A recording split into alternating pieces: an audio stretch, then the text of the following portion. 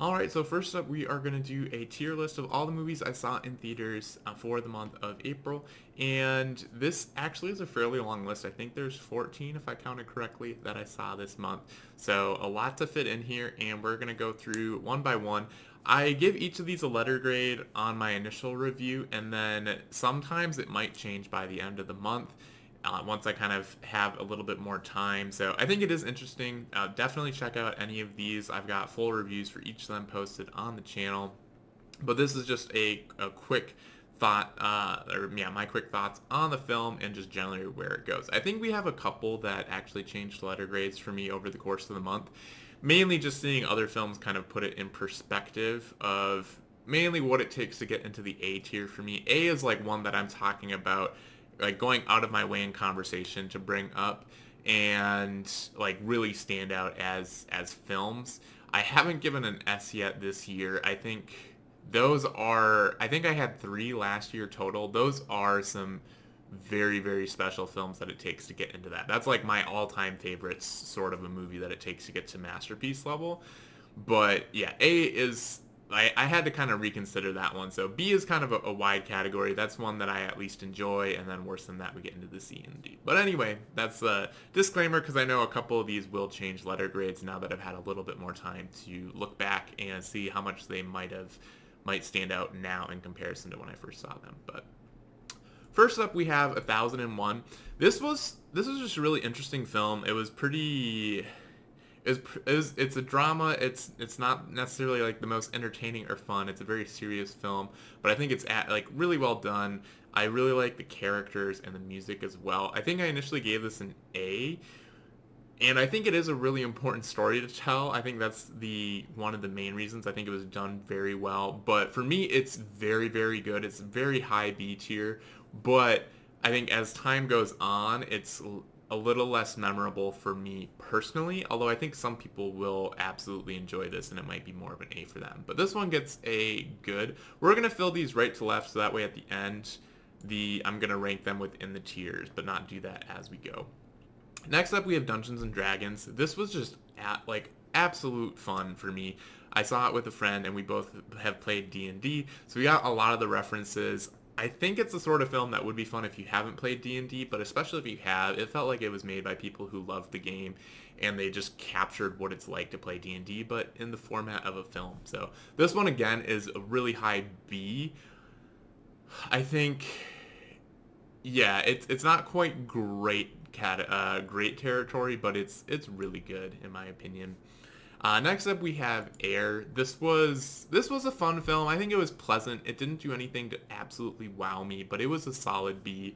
I think it was an interesting story to learn about, and the acting and the characters are pretty good all around. So that one's a B. Up next, we have Renfield. I thought I would like this one a lot more than I did, but it just ended up being a little too silly for me and a little too over the top without like a great story or characters to back it up. I think it has its nice elements, but overall it was just fine for me.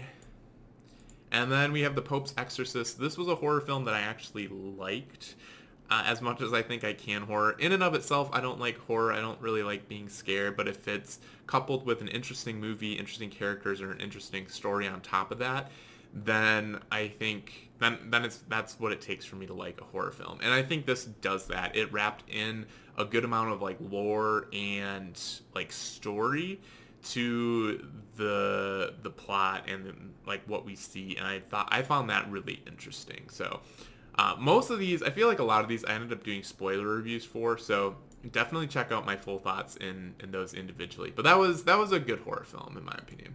Suzume, this just felt like a very classic film. And it didn't feel super nuanced for that. It just felt like a sort of film that you'd grow up watching and absolutely love as a kid, and just felt like a classic. So that means since it's not that nuanced, it didn't quite do enough to get into the great category for me. But it was really good. I enjoyed it quite a bit. And then we have the Super Mario Brothers movie. This, very similar to Dungeons and Dragons. It was just a film that had it was very good, like, production quality and things like that, but it was made by people who love the games and made it for people who love the games. and they absolutely captured just a lot of fun in this film. It doesn't have the best story or the best, like, most in-depth characters, but it's just a lot of fun, and it's made for people who like Mario or just want to go on a ride. It feels like a ride at the end of the day, and I think that's what the movie needed to be. The Covenant, this was, of the Guy Ritchie films that I've seen, this was like the least Guy Ritchie, but I thought it was still a good film. So I think if you're going in expecting a Guy Ritchie film, you're probably going to be disappointed, but I liked the story that it had to tell and the characters that we got to see on screen. So it held my interest and was one that I was happy to see. Next up, we have Beau is Afraid. This is a film that I did not like. I didn't really, I think, well, I disliked it so much I'm not going to watch it again, but I think if I had realized it's supposed to be a movie that's just capturing basically a nightmare, and it's not necessarily supposed to make, like, sense, and it's not real, that's at least my takeaway on it. I think I might have disliked it less, but I absolutely disliked this movie. It was just very stressful watching it, seeing this character who's afraid of a lot of stuff and, like, just bad stuff happening to him. It was just hard to sit through. I wanted to leave kind of multiple times throughout, and yeah, like, I feel like if you're gonna have a film be stressful, it needs to have moments where it's not stressful intermixed with that, and this film didn't give us that. I felt like it didn't really make any sense, and for me to sit through something that's stressful, it kind of needs to make sense. There needs to be a clever story or something in there, and that's not what I got in this film. I think it's probably something a lot of people would like, but just not one that I cared for. Evil Dead Rise, I think, is a great horror film, but there isn't a whole lot of depth there. So for me, it was just fine. It, I think, does all the horror stuff great, but it didn't have super interesting stuff beyond that as far as story or characters. How to Blow Up a Pipeline, this I think I originally gave an A. Even like a few days removed, I feel like this isn't one that I'm going to actively go out of my way to recommend.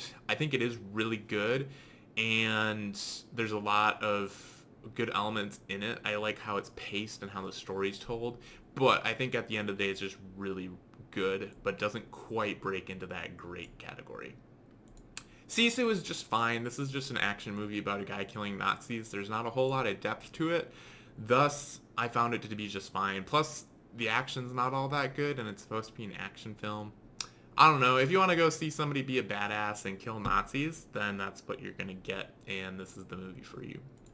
Chevalier, I initially gave an A. I'm kind of between an A and a B on it. I think...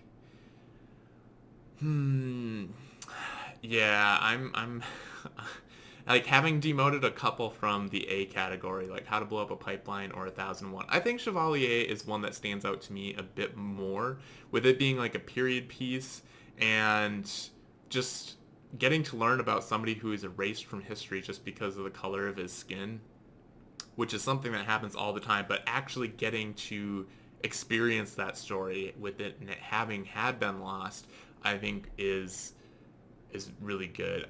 I think it's very low A category for Chevalier. I really like it. I like that it's music focused. Anything that has good music and is about music, I'm a sucker for. So that's the main reason. I think it's subjectively in the A category for me. I think for most people, it's probably just a B. But I think, yeah, I'm trying to think. I don't know. I just saw that one yesterday. I feel like I might change my mind in like a month. But Polite Society, I just saw today, and this one is absolutely an A. I had so much fun with this. It is the standout of the month, in my opinion. And yeah, it's just a really well-crafted movie that was so much fun to see. So let's rank these tier by tier. I'm also, like, for things like whether or not it should go in one tier or the other, it's hard when the lines get very close, and so I generally try to go with, if it's clear it should be in a category, if it's not, then maybe go the next one under. But I also like seeing a few more movies in the A category, but I think it helps. I didn't used to rank these, kind of top to bottom in the tier like we're doing now. So I think that helps, especially to show which ones are higher Bs versus lower As or higher As and stuff like that. In the C category, I'd probably take Renfield, And then that one's the highest, and then Evil Dead Rise, and then Sisu. And then in the B category, I think I would probably go How to Blow Up a Pipeline, and then 1001. And then I'd probably actually take Dungeons and Dragons. That was just a lot of fun. And then for me personally, well, I think Suzume is a better movie than Mario. Let's get some of these further down. Then probably, I don't know. I had a lot of fun with Mario. I'll put it higher up here. And then Air, and then The Covenant, and then The Pope's Exorcist. So these ones are definitely high B. I would consider putting those in the A category. I think anything below Dungeons and Dragons is a solid B, and the Pope's Exorcist I think is like a lower B. Polite Society is my favorite of the month though. That's a high A, and Chevalier I think squeaks into the A category. But that's my ranking though and tier list of the films. I think last year I had 3 in Masterpiece. I think if I don't have any by the end of the year, I might go back and bump some up, but it has to be really clear at the time when I see it, like, oh, this is going to be a favorite movie. I might consider putting Polite Society in the S tier. It was just that fun of a movie, but I don't think so. We've had a few other better films this year. I think it's just a really solid A, but yeah, we'll see if we get an S. I don't know. It's been a while. I think my last S was Top Gun last year. So we didn't get any S's the second half of the year. Actually, no, I take that back. Till was an S. Yeah, I had 4 S's last year, not 3, and Till was the 4th, and the one in the second half. The other 3 were like the Batman, Everything Everywhere All at Once, and Top Gun Maverick. So those are just ones that I absolutely love. That's a very subjective category. I mean, it's all a subjective list, but if you have a favorite movie of the month of April, I'd love to hear it down below, or your full list, or maybe a top few. Share your thoughts in the comments below. I love hearing what everyone else is seeing and what they're liking. So, all right.